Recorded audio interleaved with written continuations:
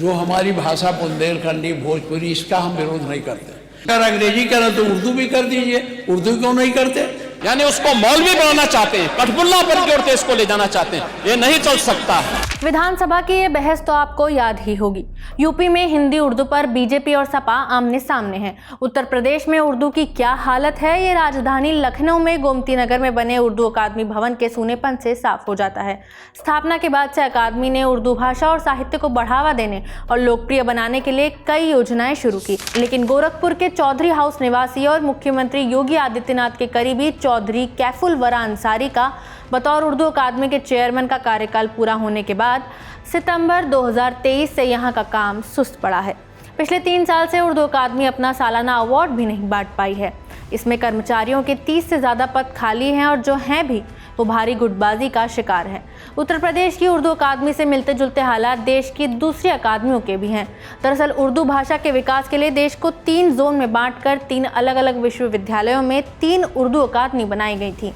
जामिया मिलिया इस्लामिया दिल्ली के अकादमी के पास राजस्थान, पंजाब, दिल्ली, हिमाचल और जम्मू कश्मीर के उर्दू शिक्षकों को अपग्रेड करने की जिम्मेदारी है।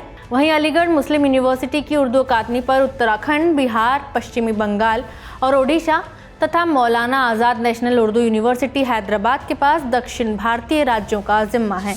भारत सरकार ने अक्टूबर 2006 में इन तीनों विश्वविद्यालयों में उर्दू अकादमी खोलने पर सहमति दी थी।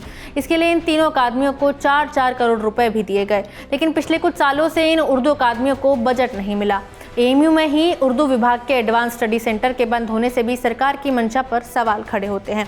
अप्रैल 2023 में 5 साल के लिए जो अनुदान एएमयू को मिलना था वो मिला ही नहीं। इससे एडवांस स्टडी सेंटर के जरिए उर्दू छात्रों के लिए होने वाली कार्यशाला, सेमिनार और विख्यात उर्दू लेखकों के व्याख्यान का आयोजन ठप पड़ गया।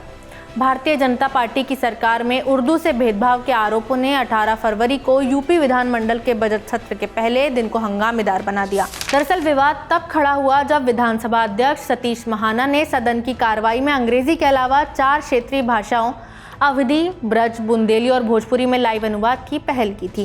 सदन में मौजूद समाजवादी पार्टी विधायक और नेता प्रतिपक्ष माता प्रसाद पांडे ने अनुवाद के लिए निर्धारित भाषाओं की सूची में उर्दू को छोड़कर अंग्रेजी को शामिल करने का तुरंत विरोध किया। हमारी भाषा बुंदेलखंडी भोजपुरी, इसका हम विरोध नहीं करते, लेकिन अंग्रेजी का इस विधानसभा में प्रयोग करना यह न्यायोचित नहीं है। अगर अंग्रेजी करें तो उर्दू भी कर दीजिए, उर्दू क्यों नहीं करते?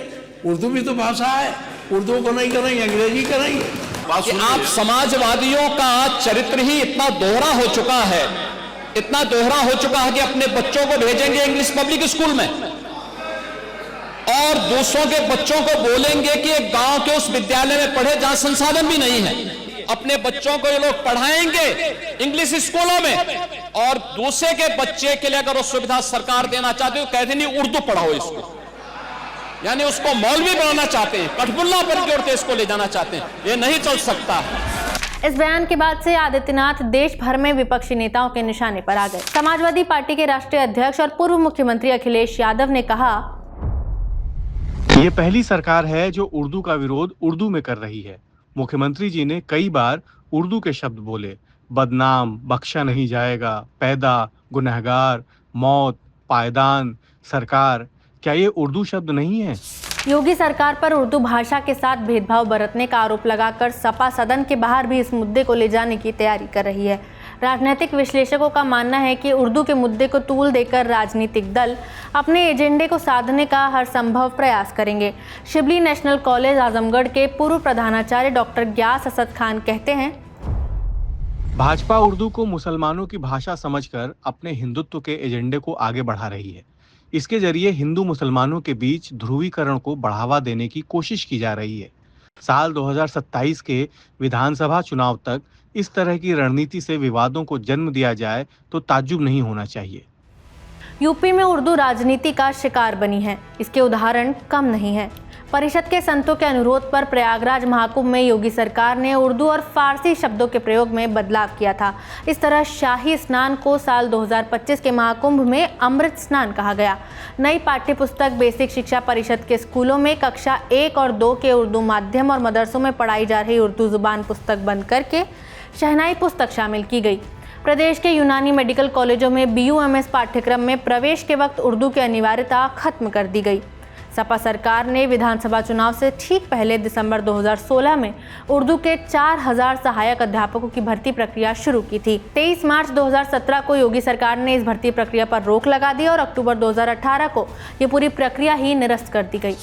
उत्तर प्रदेश के उर्दू को अपनी दूसरी आधिकारिक भाषा के रूप में अपनाने के 35 साल बाद राज्य विधानसभा में मचे हंगामे ने भाषा की स्थिति पर विवादास्पद मुद्दे को पुनर्जीवित कर दिया है। सितंबर 1989 में कांग्रेस के तत्कालीन मुख्यमंत्री नारायण दत्त तिवारी की सरकार ने उर्दू को दूसरी आधिकारिक भाषा का दर्जा देते हुए उत्तर प्रदेश आधिकारिक भाषा संशोधन अधिनियम 1989 पेश किया। विधेयक में कहा गया था, उर्दू भाषा और उर्दू बोलने वाले लोगों के हित में उर्दू को समय समय पर दूसरी आधिकारिक भाषा के रूप में इस्तेमाल किया जाएगा। कुल मिलाकर उर्दू का इस्तेमाल सरकार के कम से कम 7 अलग अलग कार्यों में किया जाना था, जिसमें उर्दू में याचिकाओं और आवेदनों को स्वीकार करना और उनका जवाब देना, पंजीकरण कार्यालयों में उर्दू में लिखे गए दस्तावेज स्वीकार करना, महत्वपूर्ण सरकारी नियमों, विनियमों और अधिसूचनाओं का उर्दू में प्रकाशन और सार्वजनिक महत्व के सरकारी आदेश और परिपत्र उर्दू में जारी करना शामिल है। लेकिन एक दशक बाद भी उर्दू राज्य की दूसरी आधिकारिक भाषा सिर्फ कागजों पर ही है। फिलहाल ये विभिन्न दलों के लिए राजनीतिक रोटी सेकने का जरिया बनी हुई है। उत्तर प्रदेश में उर्दू पर छिड़ी इस जंग को लेकर आपकी क्या राय है, हमें कमेंट बॉक्स में बता सकते हैं। वीडियो में इतना ही, शुक्रिया।